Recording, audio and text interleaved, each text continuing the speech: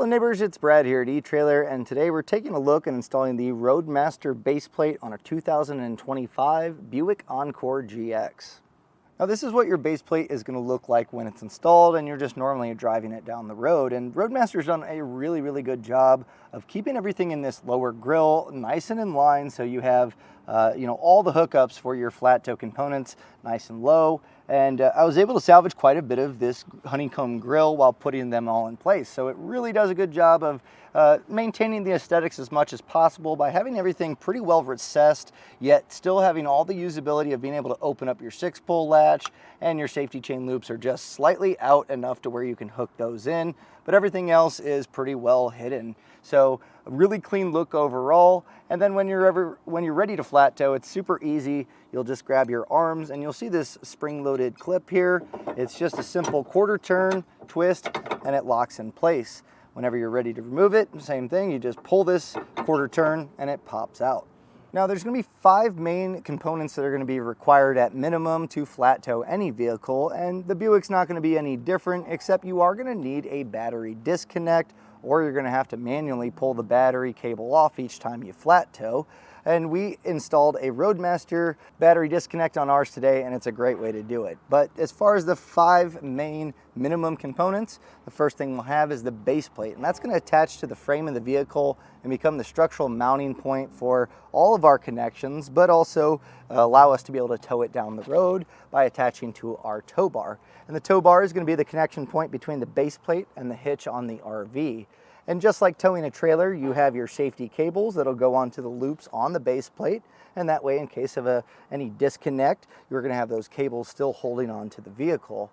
We also have diode wiring, which is going to be cables that run to the taillight on the Encore, and that way when you're running your running lights, your turn signals, and brake lights, they're going to illuminate on the taillights of your towed vehicle, keeping you safe and legal. Many braking systems will also require tapping into diode wiring, so it's definitely worth picking up. Speaking of braking systems, we have a Blue Ox Patriot today, but all braking systems are going to have a breakaway cable. And this is in case of a catastrophic disconnect. This cable is going to pull and apply the brakes on the vehicle, bringing it to a stop so it's not rolling down the highway. Now, something that we want to take a measurement of is going to be the height of the arm. So from the ground to the center, we're looking right at about 14 inches. And that's going to be really important because you may or may not need a high-low adapter. This is a fairly low arm placement on the base plate. And what we found today is our RV's hitch height was quite a bit higher. And when setting this all up, you want it within a 3-inch range of the height of the center of the pinhole on the hitch on the RV, and our arms to be within 3 inches so everything's nice and level or close to it. So today we had to get a high-low adapter to adapt to that. So hopefully that's something that your RV can account for. If not, we have plenty of high-low adapters available here at eTrailer to get everything in place. So while we have our arms set up, we'll get our tow bar all hooked up, and I'll show you how the components attach into our base plate. To attach all our components, we have quite a few things, but if you go across your base plate, that should be all the mounting points or connections that you'll have to make. And you'll find pretty quickly that this is a Roadmaster Nighthawk tow bar, a fantastic tow bar. And so being that it's a Roadmaster, it's going to work directly with our base plate. But if you have a Blue Ox or a Demco or really any other brand, you can pick up adapters to be able to adapt to your base plate by getting the Roadmaster ends. Just make sure if you're buying a brand new tow bar that you get those ends. If you have a used one, you can pick those up separately to adapt it. So we'll get our pins in place here. We'll get this side in place as well.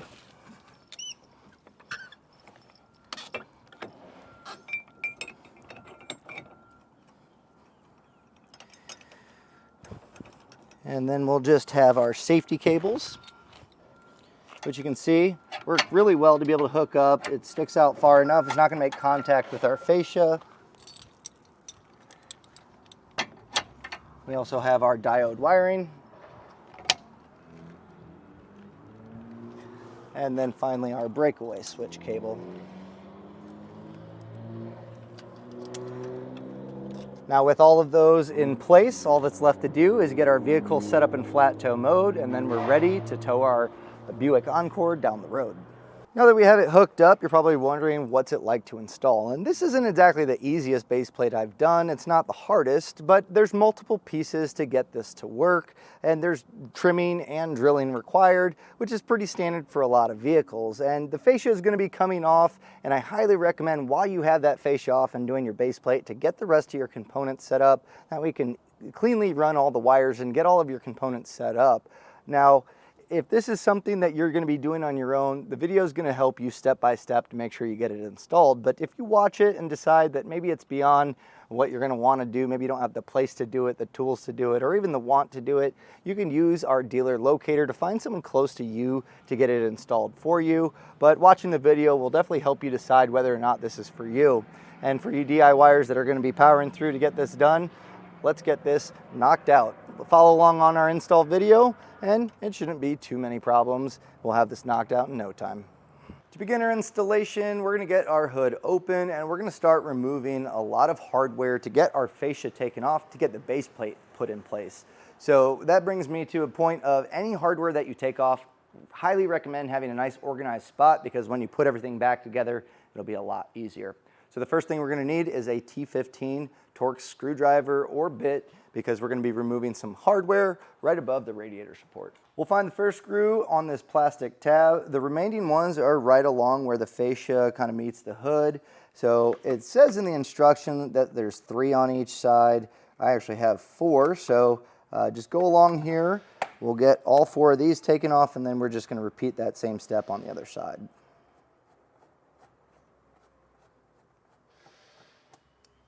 Next thing we need to remove is going to be the plastic push pin that's attaching our washer fluid bottleneck.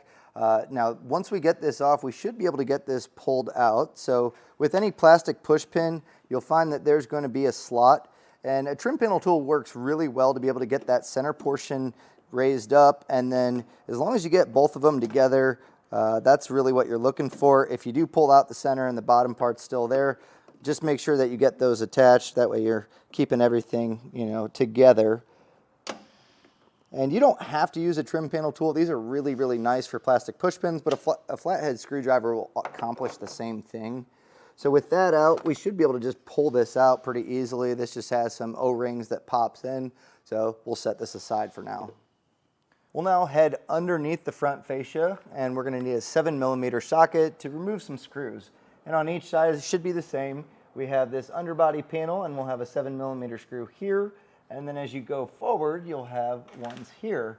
Now, sometimes manufacturing, there'll be some variances, so you may have something in this spot. We do not, so we're going to continue on. So we'll get this taken down, and then we're also just going to go across the front, because we're eventually going to need to separate that as well.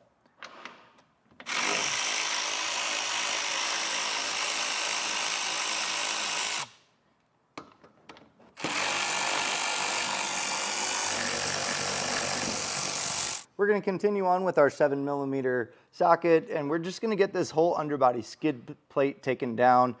So you'll find that there's going to be more of those. Just go back. And then there's also a plastic push pin, so we'll get that separated and then just go along the outside until we get all of that hardware taken down.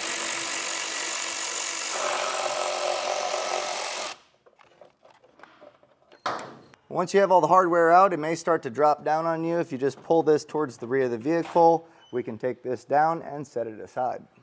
Headed to the front corners of the fascia, you're going to find that there's going to be 2 T15 Torx screws that we're going to take out. It looks like this back one is completely separate, so I don't think we'll need to take that out, but if we need to later, I'll let you know. But this is going to give us access to a frame stiffener that's going to be up here that has some hardware attached. Now, I did determine that we only need to remove those front 2 T15s. The other one's not really holding in anything that we'll need to remove. But once you peel back the liner with those T15s that we had in the front, that's going to give us access to the 2 13mm on this frame stiffener. So just with a ratchet and 13mm socket, we'll go ahead and get those bolts taken out. And once you get those bolts out, we'll just repeat that same step on the other side. So we'll go ahead and get our T15 screws that are located on the wheel well liner removed. There should be a total of 5 on each side of the vehicle. Now, if it's difficult to gain access to them, you can hop in the vehicle, put it in accessory mode, and turn it to one way or the other to really open that up for you, and that's going to make it a lot easier. So just work your way up, and then once you get those taken down, there is going to be a plastic push pin that's going to be located up towards the top. So get all of that removed, and then we can start getting our wheel well trim taken down. And the main reason we're getting our wheel well trim taken out is going to be there's an attachment screw that's going to have the fascia attached to the quarter panel. So we do need to get this taken out. So if you peel back the wheel well liner, there's going to be a series of clips that pop these in. And they mentioned in the instructions that you can use a pair of needle nose to clip those. That is a good way to do it. Another way that I've found is an 8mm socket or something along those lines. If you slide this over those push pins, it'll pinch those tabs together, making it a lot easier to pop this out. So main goal is to kind of start at the bottom. I can actually do this by hand and just slowly work your way up. So just peel back a little bit. And once you get those clips to pop out, you'll see we have 1, 2. They're going to continue up, and that's where it becomes a little bit helpful with that socket or needle nose to just slide that over it, and then you'll be able to pull this back.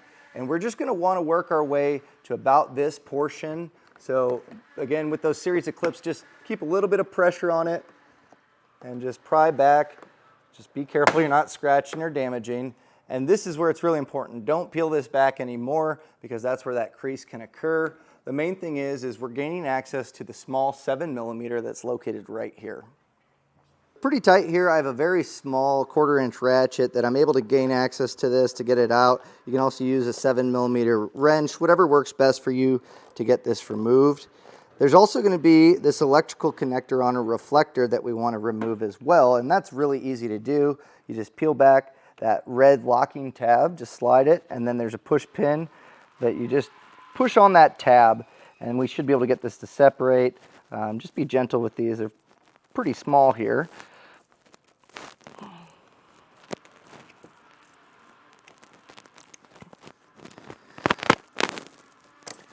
There we go. And with that popped out, we'll get that remaining of the screw taken down. And you're going to want to grab some painter's tape. We're going to put that along the seams just to make sure that we don't have any scratches on our fascia while we take it off or when we put it back on. So that painter's tape along the edge is really going to help when we get the fascia off, but also putting it back. We want to make sure we don't scratch that clear coat. I also just kind of folded up some paper towels to keep this wheel well trim kind of peeled off to the side. That way when we get our fascia pulled off, it's not going to be a scratch in it. Now to get your fascia taken off, have a safe place set aside to keep it rested while we get the base plate put on. You probably want an extra set of hands for this because there's going to be electrical connections, and it's not necessarily a heavy fascia, it's just kind of bulky, and having that extra set of hands to hold that while getting the electrical connections separated makes it a lot easier. So the best way to get this separated is there's just going to be a series of clips along this edge. We want to make sure though up top where we remove one of the T15s, there's this alignment tab. Just kind of pop that up over it so it's not hung up on that. And then just reach behind the fascia and you'll see pretty quickly those snap off, and work on both outsides and then make your way towards the middle. It might get a little bit tight here. So what I'd like to do is just kind of grab on the bottom and just kind of wiggle a little bit until those clips separate, and then we should be able to get the whole thing to kind of pop off.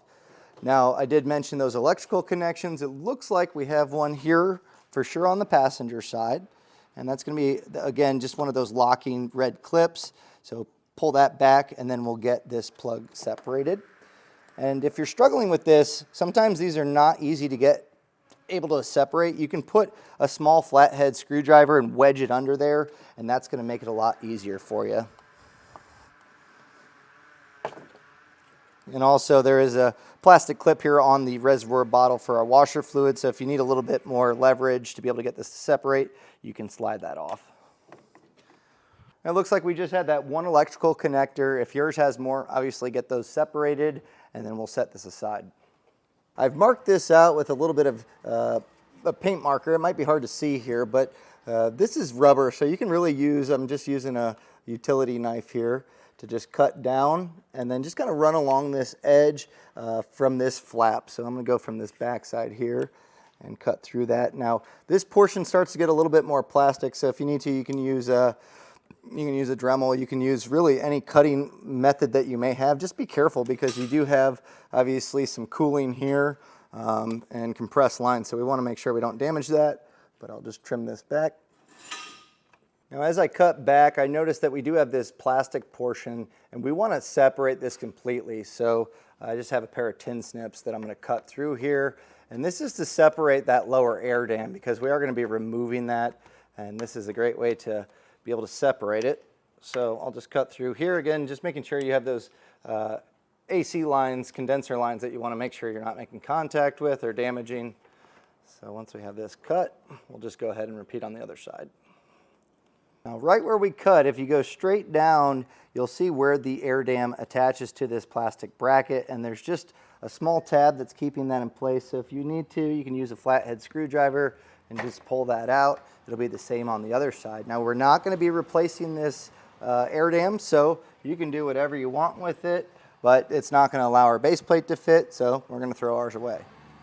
We are going to be trimming a little bit of our intercooler, at least the plastic flashing part, and this is obviously where our base plate's going to fit, so we want to make sure we have the clearance for it. And I'm going to be using a multi-tool. I'm a big fan of these because you can get really clean cuts in small spots, and being that this is where we obviously have air flowing through for our turbo, we want to make sure that we're not causing any damage. So pretty safe cut here. We're just going to go, you'll see the two holes, the kind of mounting part there. We're just going to trim straight down and notch that out, and we'll be doing the same thing on the other side.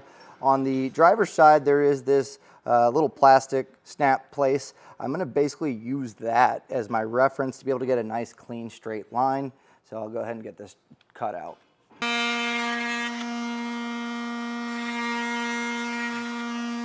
On our driver's side, we're going to find some large electrical harnesses as well as part of the computer, and we're going to be getting this removed. It's just attached with two 10mm nuts, but we want to unplug these first. So first one, we have our red locking tab like we had before, and then this should raise up and it kind of latches it in. So these can be a little bit tricky. So push down on this part up top here, and that's going to unlock it. And once you draw this up, a lot of times it'll kind of push the plug out for you, and we can let that hang. This one is going to be also probably pretty similar here. Let's see what we can do.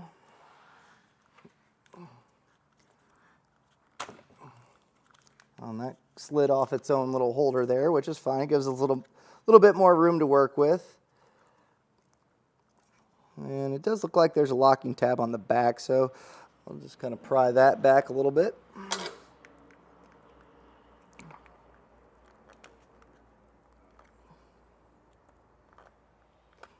This main large harness, I really struggled to get this to unclip, so I think looking ahead, we can really omit having to do that. There is this panel that it snaps into the frame here, so if you just kind of work that out, it's pretty soft plastic, and pop that off, it's going to get this out of the way.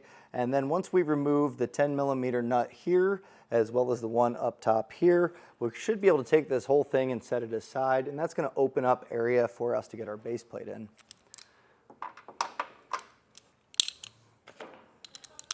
Now with both of those 10mm nuts removed, this plate still has a plastic snap that's keeping it attached. So I'm just going to go on the back side and kind of pry that, and then I can show you what it looks like.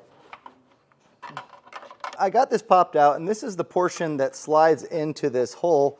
So if you can reach up through the frame, there's an opening, and the tab's going to be on the top and bottom. So just trying to press those in while pulling back is going to help that kind of snap out. It was a little bit tight there, so just take your time, really try to get those to separate, and then pull back, and you should be able to get this to be loose. On our passenger side, we're going to continue by making clearance for our eventual base plate. So on our intercooler, you'll have this plug. So just slide that back and then push on the tab. You'll be able to get that to pop off. We're also going to be removing our washer fluid bottle. So there is going to be quite a few connections here that we need to separate. First one, this main one up front, just pull that tab back, and we should be able to push this down on this section here.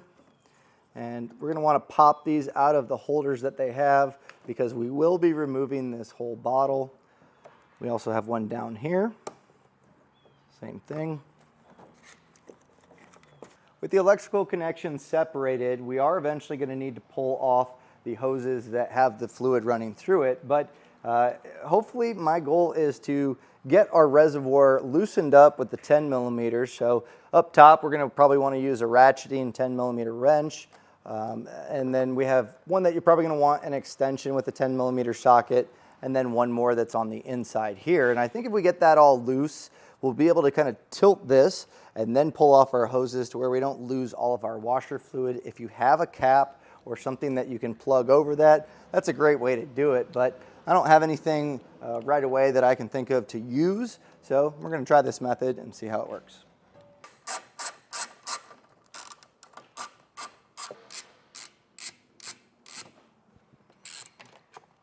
Now we do want to separate where the harness is attached. There's a plastic Christmas tree, so just pry that out with the trim panel tool. And then if you haven't already popped your hoses out of the holders, go ahead and do that. And all of this is held up. The two studs here are going to be supporting our washer fluid. So what I'm going to do is I'm going to pull off this one. We don't have any fluid going through there. This is going to start leaking out of this valve. So my goal is once I separate this, lift this up and out and kind of get it tilted, and hopefully that should keep it from flowing.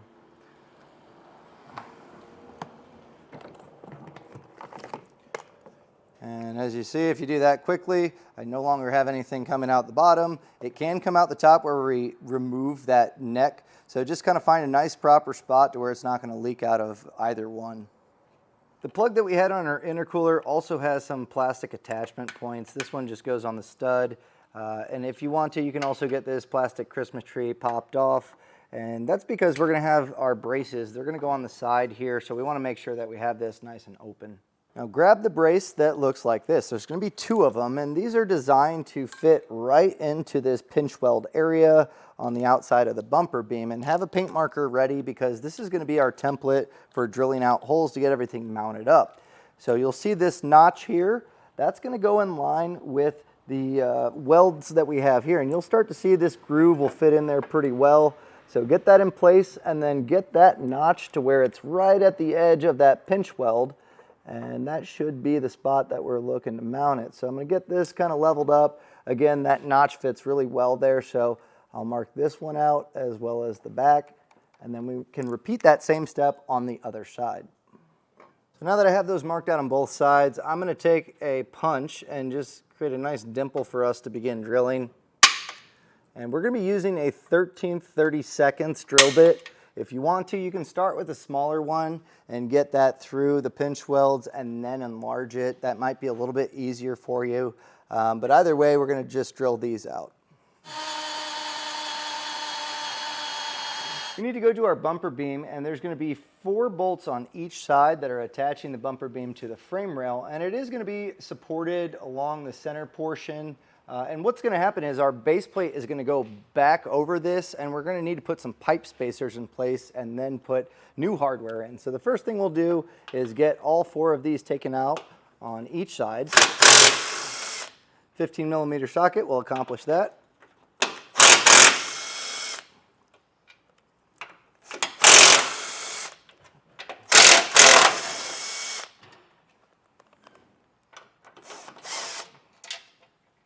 This will get a little bit loose. It's still going to hold itself up, but once we put all the hardware back, it's not going to be a problem because that's going to tighten it back in. But we're going to be putting pipe spacers into these knockouts that we have on the bumper beam.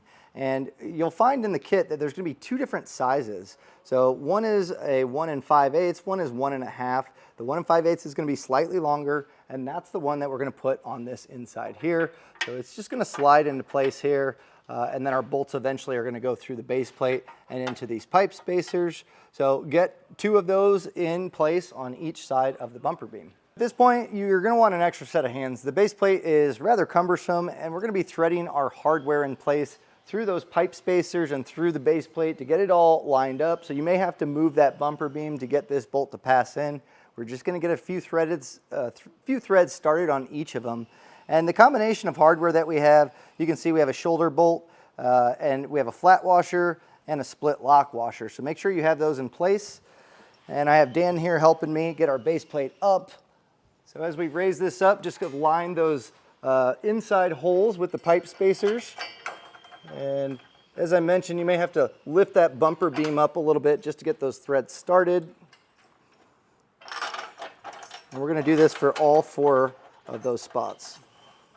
Now I will say these are a little bit tricky to get started, and I think part of that is the threads are pretty well straight and this is a curved piece. So keep that in mind when trying to get that all bolted up. We have them all started, and now we're going to grab that same hardware combination and the smaller pipe spacers, and those are going to go on the outside portion. So just like we did before, you're going to want to get this in place, and that's why you don't snug this down all the way. You can still get your pipe spacer in place, and then we'll get our hardware started on the remaining 4 holes.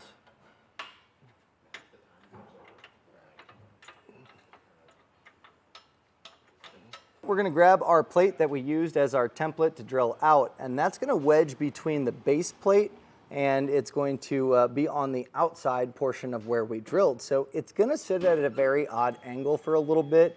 I think our best bet is to get some of our hardware started. That top rearward hole is not really going to want to button up without really squeezing it. So I think if we get our top bolt that's forward started off, that's going to have just a flat washer, a split washer, and a nut. You probably won't be able to get a flat washer on the backside because of the bend from the welds, but from there we'll get our large bolts passed through our base plate and onto the plate with the large diameter bolts, a flat washer, and then on the backside we'll have a split washer and a nut that goes with that. We'll get the one below that attached, and then also our bracket on the bottom.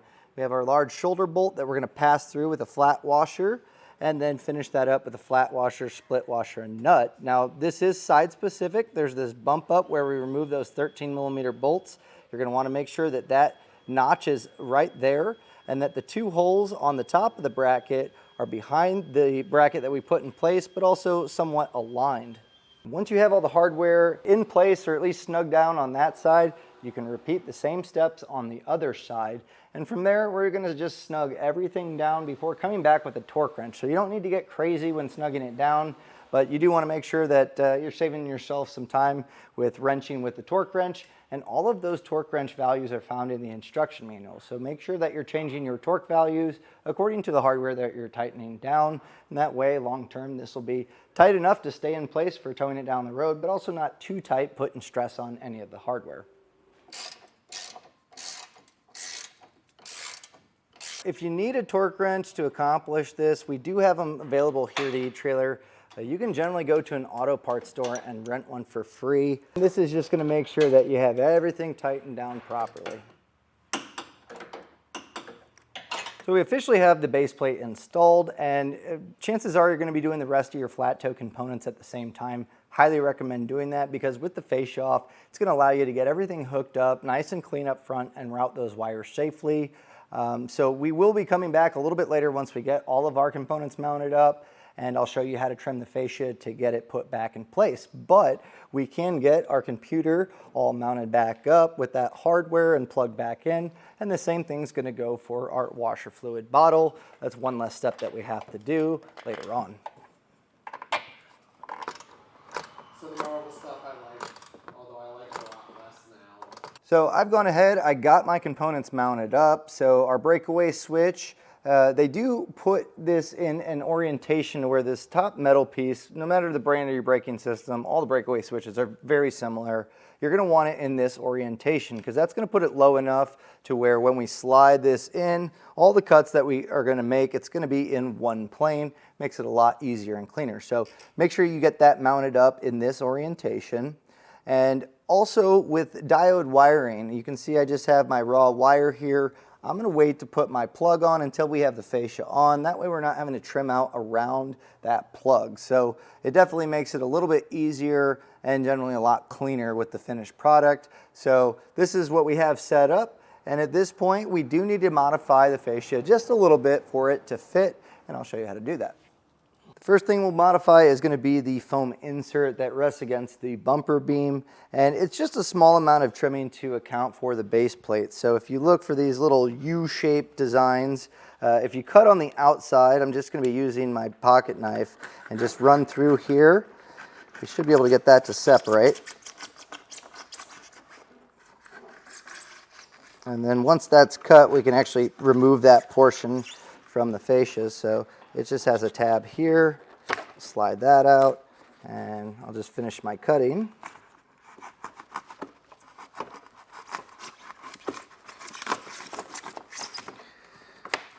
And then we're just going to repeat the same step on the other side. So just following that U shape, just cut on the outside of that and then remove this portion.